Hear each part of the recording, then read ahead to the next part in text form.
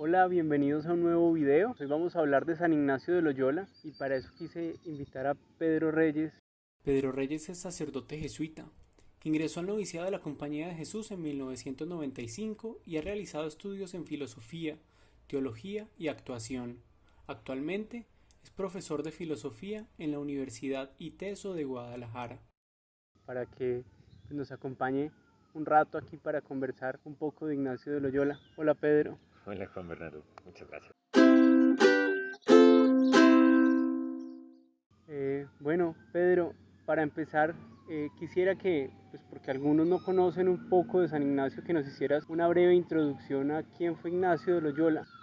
Bueno, yo creo que Ignacio de Loyola es de esos personajes que tienen tantas facetas en su vida que cada quien hace como un propio retrato, ¿no?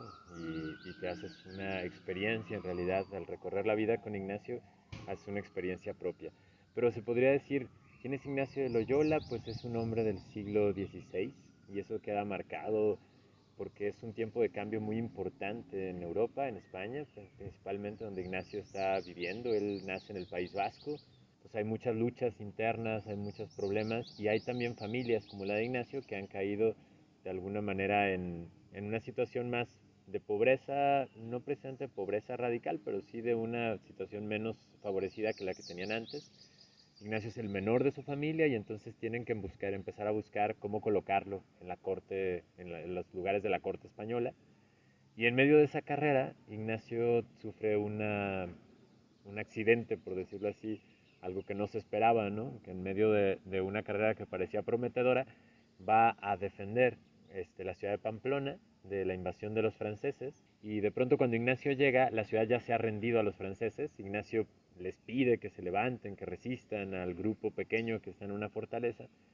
Y finalmente ahí Ignacio recibe un disparo de una bala de cañón que le rompe las piernas y junto con eso se rompe como esa carrera que tenía.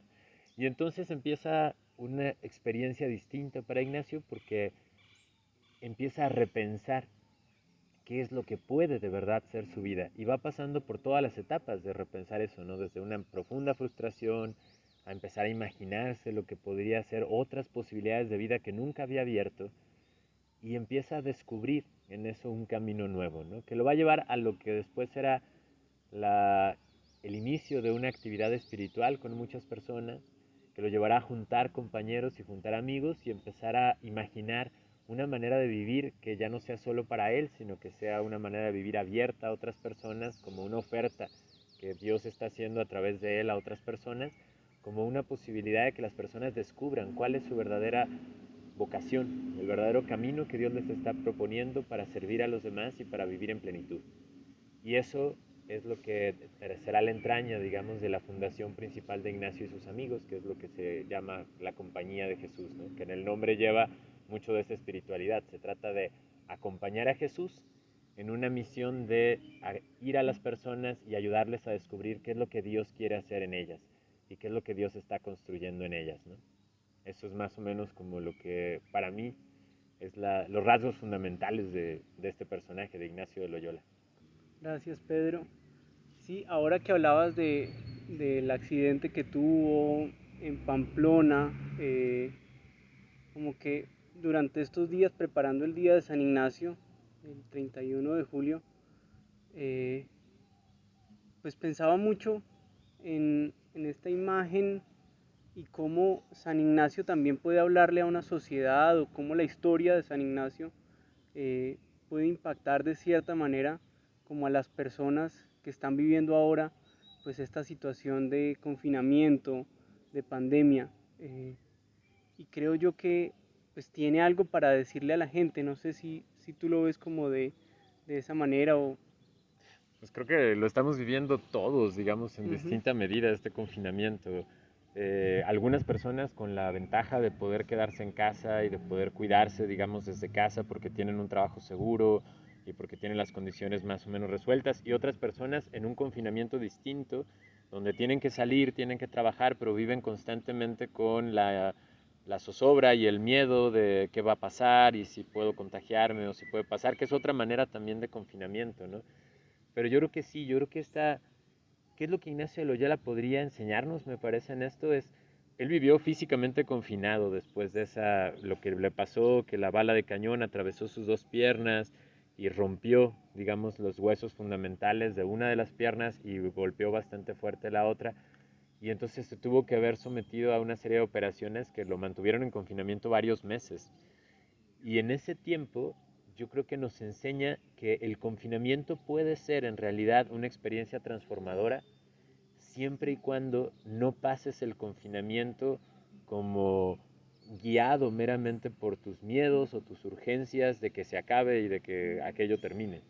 Eso le pasó a Ignacio, por supuesto, también. O sea, yo creo que todas las personas cuando empezamos a vivir esta experiencia de confinamiento o cuando empezamos a vivir estas experiencias en donde la vida ya no puede seguir como antes seguía, porque eso sería como la definición que yo daría de confinamiento, lo primero que sentimos es precisamente como la pregunta constante de en qué momento va a acabar, en qué momento va a acabar, y empezamos a hacer como una especie de fantasía urgente de que eso se acabe y de lo que podríamos hacer cuando se acabe, ¿no?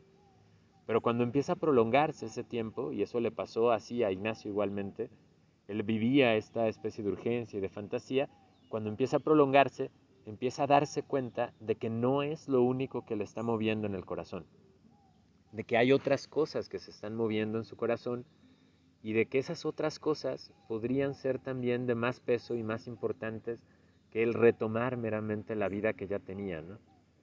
Y entonces empieza a descubrir esto que va a llamar el discernimiento de espíritus, es decir, la distinción de movimientos que se suceden en nuestro corazón, en donde hay movimientos que nos llevan a, por ejemplo, centrar todas las cosas en nosotros mismos.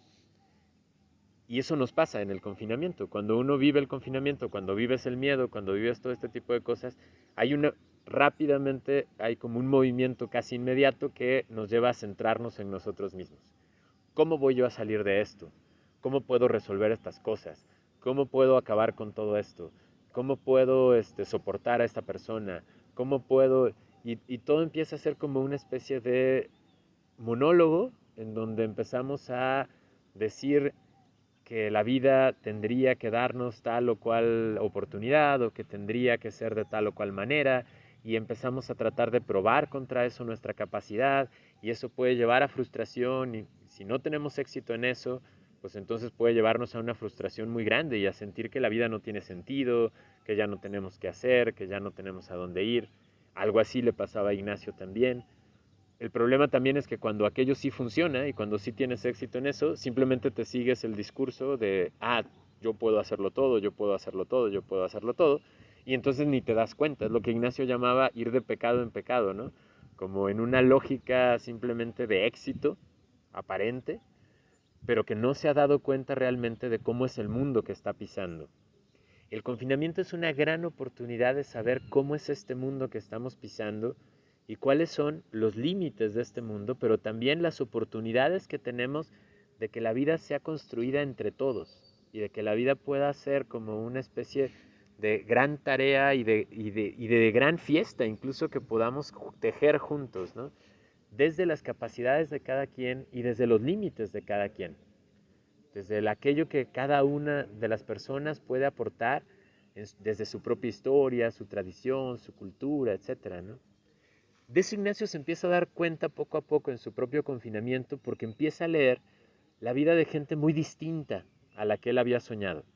Le empiezan a traer, él pensaba, le pide a su cuñada que le traiga libros y la cuñada los únicos libros que encuentra, pues en el siglo XVI no había grandes librerías ni posibilidades de traer varios libros y los únicos que encuentra son las vidas de santos y una vida de Jesús relatada un poco como se usaba en esas novelas de caballería.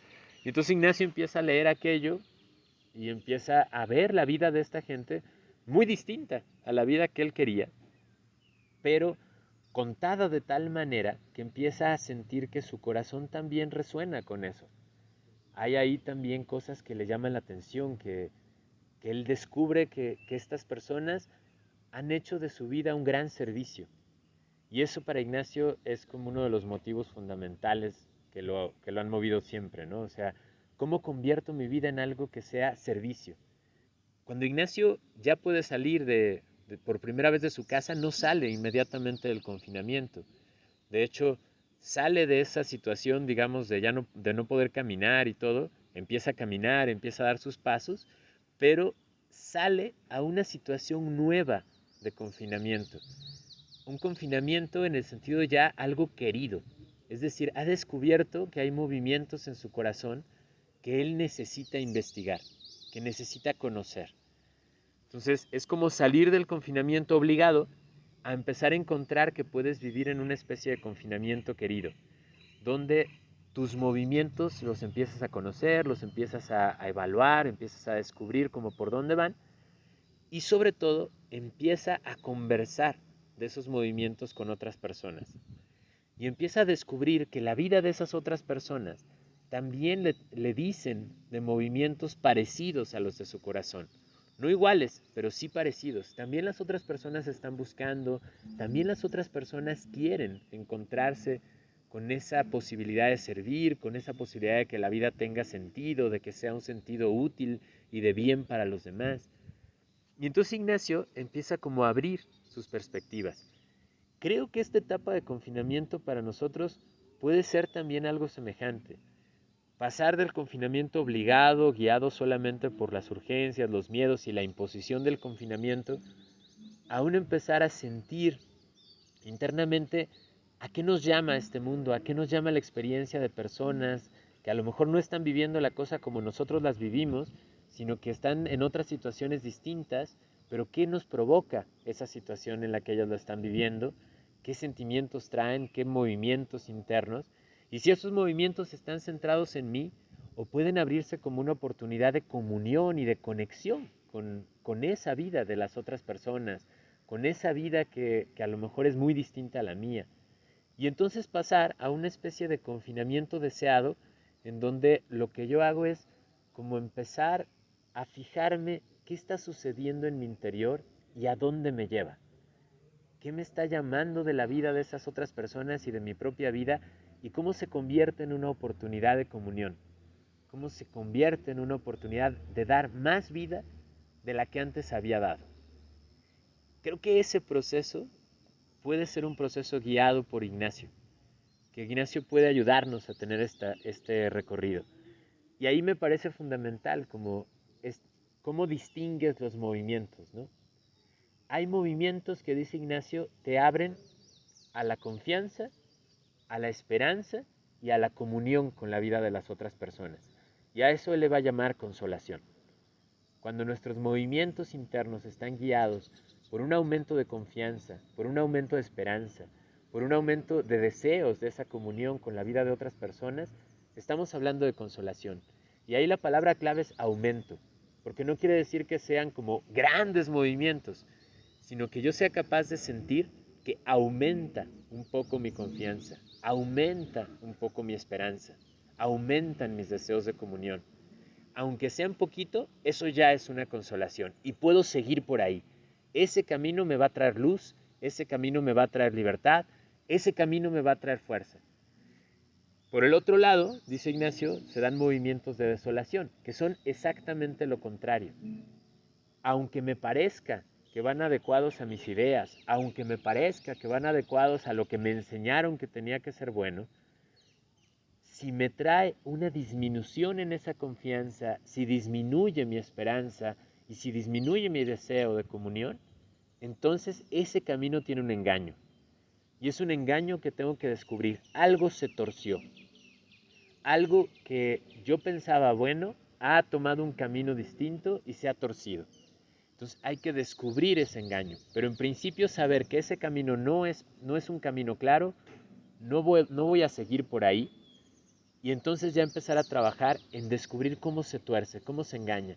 Y generalmente la torcedura del camino siempre viene porque se ha puesto más énfasis en aquello que para mí es importante que en abrir el oído a descubrir qué puede ser importante para la comunión de las personas. Como que en eso estará casi siempre el origen del engaño, ¿no? Por ahí. Pedro, muchas gracias. Este canal pues nace como en este tiempo de confinamiento y pues ha sido también como un llamado para despertar y para ver la vida de una manera distinta y sobre todo pues muy centrada en la oración y pues también en la acción, pues yo creo que Ignacio de Loyola, pues tú ahora pues, hablabas un poco de la contemplación para alcanzar amor, pero yo creo que Ignacio también pues, se da cuenta de la importancia de orar y de tener obras, ¿sí? ¿Cómo vive esto San Ignacio? ¿Cómo vive como esta tensión pues, que hemos venido como abordando un poco en los videos de Datéate, de la oración, del despertar espiritual, de la contemplación y la acción? ¿Cómo vive esto Ignacio de Loyola? ¿Cómo vive su despertar espiritual? Mm. Bueno, antes que nada decir que creo que este canal va aportándole a la gente distintos elementos que van ayudando a que ese despertar espiritual vaya enriqueciéndose. En general, habría que decir que todos estamos despiertos de alguna manera, pero que a veces no somos tan conscientes de cómo Dios se ha venido relacionando con nosotros. Entonces, bueno, felicitarte también por el canal y invitar a la gente a que se suscriba al canal y que vaya siguiendo esto. ¿Qué es lo que Ignacio de Loyola descubre fundamentalmente en este camino? ¿Y qué es lo que él, yo creo que como los grandes místicos, descubre que fundamentalmente la oración consiste en comunión? Y es verdad que tú puedes entrar en comunión, digamos, de diversas maneras. Puedo entrar en comunión mientras estoy cocinando, puedo entrar en comunión mientras estoy barriendo, puedo entrar en comunión en las distintas actividades de mi día y puedo entrar en comunión, por supuesto, haciendo oración, literalmente, así de hacer una especie de rezo o de momento de meditación o todo eso. Pero lo esencial del asunto no es tanto la actividad que hagas, sino qué tanto estás en esa actividad buscando y encontrando una vía de comunión. ¿Qué tanto encuentras ese hilo conductor que permite que mi vida crezca en comunión? Eso es fundamentalmente lo que creo que para Ignacio representa la esencia de la oración. La oración, cuando Ignacio propone en los ejercicios la oración, él siempre dice que la oración tiene fruto. Y el fruto es algo que se pide. Cuando tú empiezas la oración o cuando empiezas cualquier actividad que quieres vivir en tono orante, es decir, que quieres vivir como una vía de comunión, le propones a aquella persona, a Dios que está personalmente presente ahí, le propones lo que buscas, lo que quieres en esa actividad. Y lo propones en términos de comunión. O sea, quiero que esto que voy a hacer, esta actividad que voy a vivir, me permita conocerte mejor. Eso es ponerlo en términos de comunión. El centro está puesto en la otra persona y la intención, digamos, es conocer a la persona, abrirle espacio a la persona. Cuando se hace esto así, yo estoy viviendo eso en términos de comunión. Inclusive en actividades que podrían parecer como muy sencillas, pero por ejemplo cuando una persona está cocinando para otros, ¿no? Una persona está cocinando para su familia, una persona y su mente está abierta constantemente a qué le gusta a esta otra persona, cómo va a disfrutar estos platillos, cómo va a vivir ese momento, cómo voy a preparar la comida de manera que ayude a generar una hermosa comida familiar, de manera que se anime la conversación, de manera que haya como una... Estoy constantemente abierto a lo que las otras personas pueden necesitar, vivir, gustar, etc. Ese es un poco el tono de la oración para Ignacio. ¿Cómo me voy abriendo cada vez más a lo que Dios puede hacer posible en medio de nuestra vida? Cuando hago mi oración silenciosa, cuando hago mi oración en una capilla, cuando hago una oración meditativa usando mi inteligencia para comprender algún pasaje, o cuando me pongo delante del Evangelio para contemplarlo, pero también cuando barro, cuando cocino, cuando trabajo, cuando acompaño a alguien, mi vida está o no está abierta a la vida y a la plenitud, digamos, de la vida de las otras personas, a la comunión que podemos hacer juntos. Si mi vida está abierta a eso, toda mi vida se está viviendo en un tono orante. Ahora, para eso, lo que Ignacio dice que es fundamental es necesitamos ejercicio. O sea, esta apertura a esa especie de vía de comunión no se vive en automático. no se vive como algo, como nada en nuestra vida, ¿no? O sea, nadie sabe cocinar en automático, nadie sabe barrer en automático, nadie sabe trapear en automático, tampoco sabemos orar en automático. La oración es algo que ejercitamos. Como todo en nuestra vida, lo ejercitamos. Y ejercicio tiene una connotación muy particular. A mí me gusta pensar, digamos, me gusta hacer ejercicio y me gusta pensar que ¿qué es lo distinto del ejercicio? Que cuando yo hago ejercicio, me fijo en lo que estoy haciendo. Es decir, lo distinto es que si yo camino por ejercicio, a diferencia de cuando camino por otro objetivo, me fijo en cómo camino. Me fijo dónde caen mis pies, me fijo cómo se siente mi columna, me fijo si salgo contento de la experiencia o no, me fijo si esa experiencia está resultando en bienestar o más bien me dolió algo o siento alguna cosa así. Entonces, en términos espirituales, el ejercicio nos lleva a fijarnos si de verdad esta actividad espiritual que estoy haciendo me está abriendo a comunión, me está dejando contento de esa comunión a la que abre, me está permitiendo este crecimiento en confianza, en esperanza y en deseo de comunión, en amor. Si, si me fijo en eso, yo iré aprendiendo y mi cuerpo y toda mi memoria y todo se irían haciendo a ese modo. Entonces me voy a hacer un hombre o una mujer de comunión. En el fondo, eso es lo que Ignacio llamaba, o más bien uno de los seguidores de Ignacio, Jerónimo Nadal, llamaba ser contemplativo en la acción. Convertir todas mis acciones, todas mis actividades, todas mis operaciones en una oportunidad de comunión. Ser un hombre o una mujer de comunión es como, digamos, la búsqueda que a través de todos los ejercicios espirituales que estás haciendo se logre, ¿no? O sea, que ese es el objetivo final. Entonces ahí yo creo que se abre, la espiritualidad ignaciana se abre a un gran campo de actividades, pero pone el énfasis en eso, que sean actividades que se vivan como ejercicio espiritual. Y para eso va a ser fundamental que dediques tiempo específico, tiempo, digamos, específico, quiero decir, tiempo en donde te ejercites en esa relación con quien es el origen y fuente de toda comunión, que es tu creador, que es el Señor que nos ha creado, que ha creado este mundo y todas sus criaturas y se comunica con ellas a través de 1000 formas.